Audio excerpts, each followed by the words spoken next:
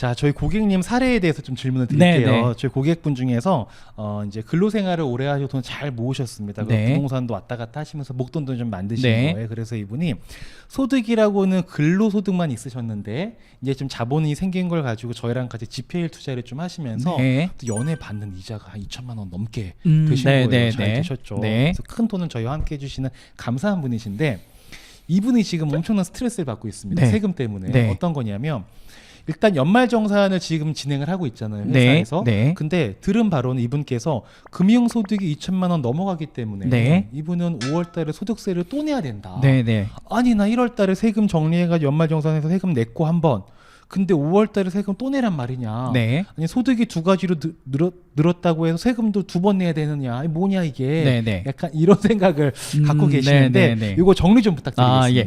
일단은 우선은 그분 입장에서는 충분히 그렇게 생각하실 수 있죠. 네. 네. 나는 분명히 연말정산하면서 세금을 환급받거나 혹은 추가로 더 납부할 금액이 있어서 납부를 했는데 물론 소득이 발생해서 기분이 좋으시긴 하겠지만 네. 네. 그 소득이 발생함으로 인해서 5월 달에 확정 신고해야 될 의무가 발생하신 거거든요. 그러다 보니까 지금까지는 5월 달에 소득세 신고를 본인 손으로 해보신 적이 없으신 분인데 그쵸. 신고하라고 나올 테니 그에 따라서 스트레스를 받으실 수밖에 없어요. 근데 네. 결론부터 말씀을 드리자면 일단은 이중과세는 아닙니다. 그 이유는 이 이자에 대한 소득을 지급받을 때 원천징수를 하기 때문에 원천징수를 하고 나서 지급을 받으시고요.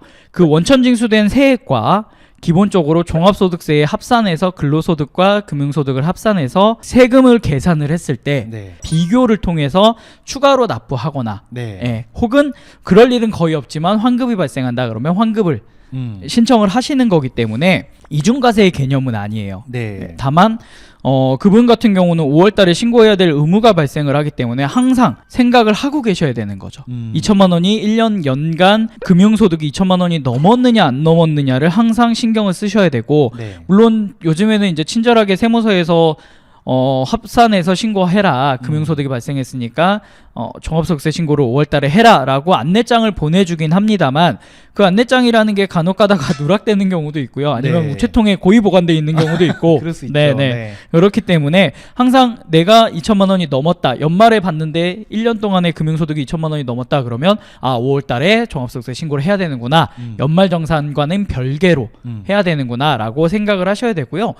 여기서 좀 간혹 가다가 저도 그런 질문을 많이 받았었는데 연말정산을 했는데 세금을 뭐 예를 들면 환급을 받았어요. 네. 네. 그리고 나서 5월 달에 이제 합산해서 금융소득이랑 신고를 하는데 내가 연말정산할 때 환급을 받았으면 그때 이미 세액공제나 소득공제를 한번 적용을 받은 건데 그렇죠. 뭐 인적공제나 그렇죠. 배우자공제 네. 이런 것들. 5월 달에 가서 또 한 번 해주네?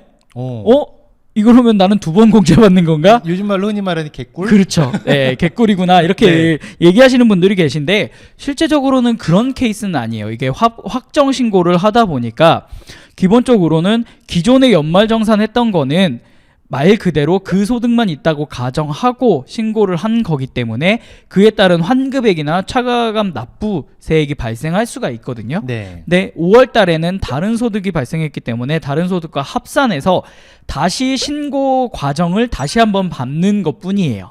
그래서 최종적으로 금융소득과 근로소득을 합산해서 계산을 해봤더니 납부해야 될 총 토탈 부담해야 될 세금이 얼마다.